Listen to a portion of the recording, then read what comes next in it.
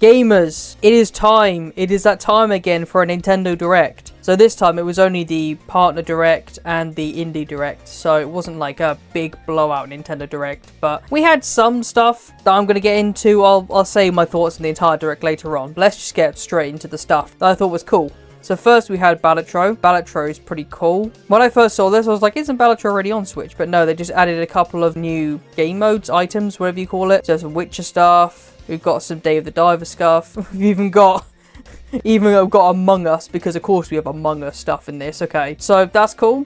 Yeah, I've been meaning to get into Balatro, but I just haven't yet. So that'll be cool when I eventually do. Next we have, is that Neva or Neva? I don't know how you pronounce that, but this is from the creators that made Grease.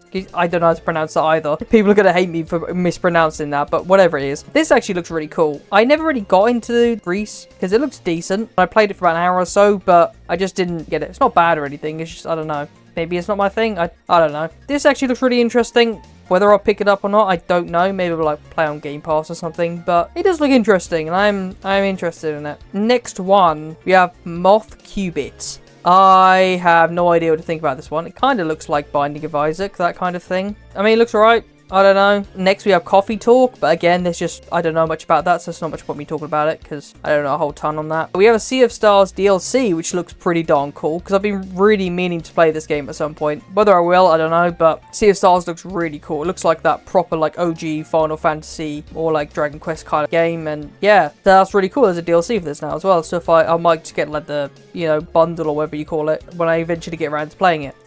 This is just absolutely crazy that this even exists. So this is a Shrek DLC for Power Wash Simulator. Like, I can't make this up. And like, the jokes the commentators were saying the entire time were so bad. It is like you couldn't... Somehow they scripted it to be as cringe as possible. I don't even know if I could physically be that cringe. This is just wild that this even exists. It's hilarious, but it hurts my brain that this even exists. But, you know, it's cool. It's funny. I know it's for the joke, but still, it's wild. Morsels, again, this looked interesting. I did like how a lot of these things had like developer like forwards, or like developers talked a little bit about their game before showing it off, so that was really cool. I like to see the developers actually like be passionate and say what they want to say about their game. Yeah, I have absolutely no idea what's going on with this. It does look kind of cool, but it also confuses me, so say therefore you will. I don't even want to talk about this. This is a game where you can date any objects that turn into humans. This is just... Somebody must have... Please tell me somebody made this as a joke. This can't be somebody's actual idea. This can't be real. This has got to be a joke, right? Because if it's not, I don't even know what I'm going to do. It's going to destroy my brain. What was this again? Peglin? Oh, so this is kind of like either Japanese pachinko, or... I can't remember what that one, like, really old game is where you have to, like, drop the ball into, like, the certain things. And I'll put it on screen if I remember what it is. It looks kind of like that. And then you obviously have to use that to fight your enemies. That's kind of cool. It's a really small kind of game, so it's not something that I'm like, oh, I really want to buy this. Probably end up like £1 on the eShop at some point, and I'll be like, yeah, I'll grab it, why not? This one, Wobbly Life, I've been meaning to get this actually for a while on PC. I'm not getting it on Switch. This actually looks surprisingly interesting. It kind of looks like Human Fall Flat, but like as an open world game, and that's a pretty cool concept actually. I like that idea. Do want to pick this up at some point. That looks decent. Reminded me to buy it, I guess. Pico Park actually piqued my interest, a bit more than I expected it to. So this is just like a very simple like puzzle platforming kind of game, but this bit in particular where you could have up to 8 people solving the puzzle at the same time, that's a cool concept. Like, I don't think I'd be able to get 8 of us round, but if I could get 8 people to join this, that would be crazy, man. Like, even just 4 would be kind of fun, but having 8 people doing this would be insane. Pretty much just for the fact you can play with 8 people alone kind of made me interested in this game, so I might pick that up at some point. This is a little annoying to me. Like, it's really cool that like Shovel Knight's getting more like content, and like there's like the rewind and everything, so this looks really cool. But I only recently just bought the like Shovel Knight Ultimate Collection or whatever it's called, like only like not even half a year ago, and already they expect me to buy a whole new version with like some extra updates. It's like, I'm not buying Shovel Knight again. I haven't really got into Shovel Knight. I've only played a bit of it. I really hope there's like an add-on to the version I've got. Other than that, if you haven't got Shovel Knight already, this looks great with like all the extra stuff on it. It's probably the best version of Shovel Knight you can get. But there's this Europa, which they kind of just skipped over in the Direct. I'm kind of surprised they skipped over this, because this is one of the most interesting things of the Indie Direct, at least to me. It almost looks like Breath of the Wild. It will kind of look like Dragon Quest Breath of the Wild, I guess. I might do a bit more research into this, but this looks really interesting. This game looks fine. I don't think I'm actually going to really get into it, but it looks a lot like Hades, but with cat people, I guess. I mean, sure, having a family-friendly Hades. Again, they just kind of skipped over this. I thought this is one of the more interesting games as well. There's this furry game, which looks like a farming slash cozy sim game, and if it is, I don't care. Metal Slug Tactics, I don't really care. It looks alright, I guess, but yeah. Pizza Tower, now that was interesting. Thought Pizza Tower was on Switch. I was kind of surprised it wasn't, but it makes complete sense. I mean, Pizza Tower, as far as I know, is basically like Wario Land anyway, so it makes complete sense for Switch. I know a couple of people that do play it, and they like swear by it. They say how amazing a game is. I don't really get the art style. Maybe that's just me. Maybe it's an amazing game. I don't know, but I might pick it up at some point. It looks decent. Tetris Forever actually looks quite interesting. I was quite surprised with this. I really want like a Tetris game that has the entire Tetris, like all of them. That would be really cool. This one doesn't look like it has all of them, but it has a good amount of them. I don't know if this is on PC, but if it is, I'm quite interested in that. I don't want to have like 4 copies of Tetris because that's kind of pointless, but that looks cool though. This one I'm very mixed on. On the one hand, it looks absolutely horrible on the Switch. Like the fact that they're even showing this off is kind of crazy, because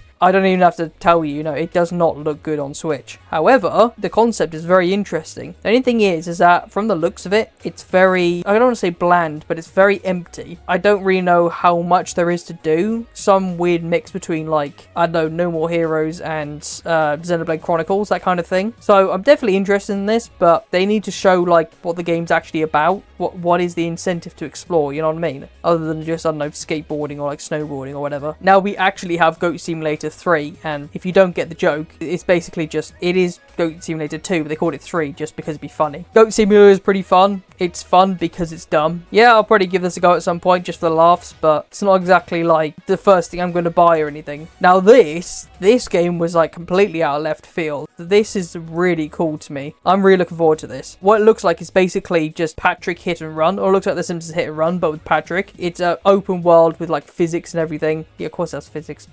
But it just looks so goofy and I love it. Like, it also like fits Patrick's personality of just like being goofy and not taking anything seriously. And I liked a lot of the other SpongeBob games. So yeah, I'm actually really looking forward to this. I wanna see where, where this goes. Fitness boxing, couldn't care less. Capcom Fighting Collection, that looks cool, but oh boy. Yeah, another JRPG. Like, there are so many of these JRPGs. There are so many of them, and they all look exactly the same. I'm going to offend someone by saying that, but can you just make them at least, like, different? I mean, it's probably a fine game. I'm just, yeah. This also, like, completely came out of left field. Like, I thought it's pronounced Suikoden, but I think it's called Suikoden, something like that. These games I've actually been interested in for a while, but they are extremely expensive. If you want the PS1 versions, you're looking at like, I don't even know if they release in Europe, so they're at least $100 each. I remember seeing one a while ago go for $150, and that's just one of them. So you're looking like $300 for both of the games. Yeah, this is very interesting to me, because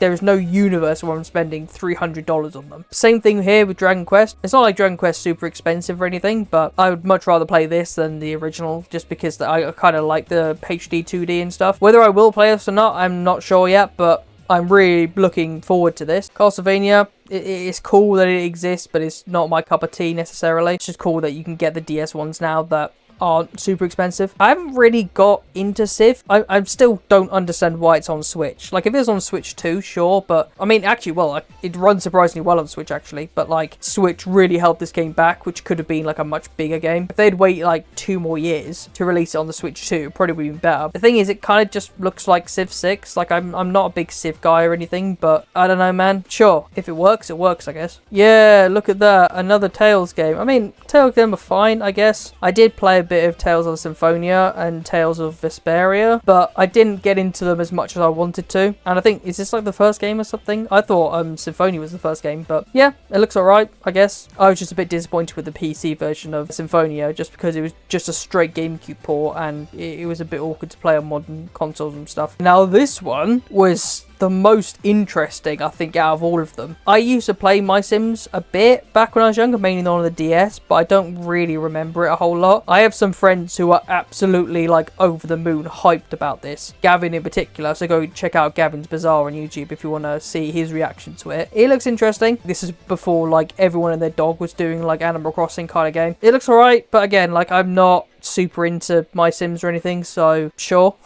This one was very surprising to me. Like, this one was kind of crazy. This is Help Wanted. Yeah, the VR game that they've made into, you know, well, not VR, into 2D. And on Switch. That's a really mind-blowing thing, that they made a VR game for the Switch, but not in VR. I mean, it's cool it's not in VR, because, like, you know, not everyone can afford a VR, obviously, but I'm just surprised they even bothered. Like, even Valve hasn't bothered with Half-Life Alyx to make that into a non-VR game, so the fact they did here, and on Switch as well. Like, is this going to come to other platforms, or is Switch the only one that isn't VR? And then they even brung out Security Breach on Switch as well. Like, the fact this even runs on Switch is kind of crazy. I mean, you can tell there were some sacrifices made, but that's kind of crazy. Kind of hyped for Switch players, to be honest. Rune Factory, yeah, another JRPG. Yakuza is quite interesting. I haven't really played any Yakuzas. I've thought about it, but I don't know, man. I'm not sure if it's quite for me, but the fact that Yakuza is on Switch, that's cool. I mean, there's no reason why it couldn't run on Switch, and it's kind of cool that Switch players have that kind of thing, because was it like PlayStation exclusive for ages or something? But yeah, that was kind of interesting. Yeah, and then it was just a bunch of random games, so these were all just names that were announced last time, so it's kind of pointless saying that. And then there was a few interesting random ones here. I was really interested by Stalker. Like, I'm not going to play it, because again, it's not quite my kind of thing, but isn't Stalker Xbox now? Don't Xbox own this franchise, or do they not? I'm a bit confused, but regardless, that is not something I would expect to come to Switch. There's also Worms. Like, Worms is such an OG game. I'm kind of surprised, like, Team 17 didn't remember that Worms exists. I don't think I'm going to play this one, because it kind of looks having, like, Worms come back would be pretty sick. And it's just Dreamlight Valley. I know a few people who like this game, but it just feels like Animal Crossing, but Disney and worse. So overall, like, there is definitely some cool stuff. I'm looking forward to that Patrick game. I'm looking forward to Suikoden, Dragon Quest, Tetris. There wasn't anything here that was like the big game, you know what I mean? Like the, wow, this is so cool. Like, I was really hoping for, like, I saw a couple of people say Deltarune Chapter 3. Some people hoped for Silk Song for some reason. Like, that game is ever going to release at this point. They really needed that big game. Apart from My Sims, apparently. Apparently that's really hyped for people. It's fine. It's decent. Nothing here that I'm, like, super hyped for. I mean, when the Patrick game is the game that I'm most hyped for, that could just say something about me, but I think that also says something about this Direct in general. Subscribe and like, or else I will throw Patrick at your face.